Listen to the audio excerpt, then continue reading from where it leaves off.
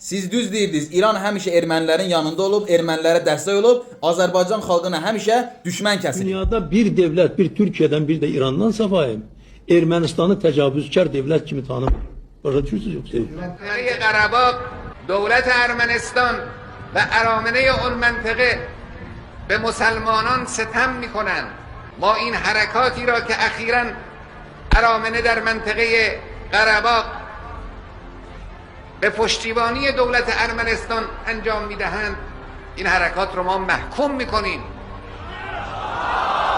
Bugün Ayətullah Xomeynini elə də fiziki məhv elədilər, bu düzgün bir siyasət deyil. Azərbaycanla bağlı olan məsələlər mənim dövlət rəhbərimi, onun dövlətimin bayrağını tək edən bir şəxs idi. Əlbəttə ki, Azərbaycanın Ermənistan tərəfindən işğal olunmuş bütün əraziləri azad edilməlidir. Həmi boyada azadmış.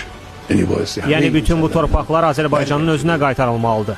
Bu işin əsas şərtlərindən biri budur. Belə ki, o torpaqlar əslində Azərbaycana məxsusdur.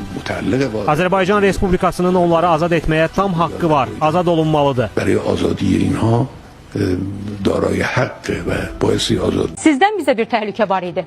44 günlük müharibədə Ermənistana siyasi və hərbi dəstək verəndə təhlükə var idi.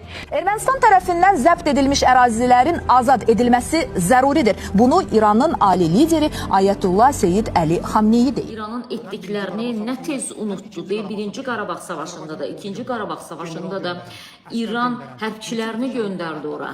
İran generallarını göndərdi. Əgər Xamenei ağanın Azərbaycana Qarabağ müharibəsində 100 milyonlarla dolar yardım etdiyinin şahidi olmaq istəyirsinizsə, onda səhifəmizdə keçid eləyin. Allah amanında.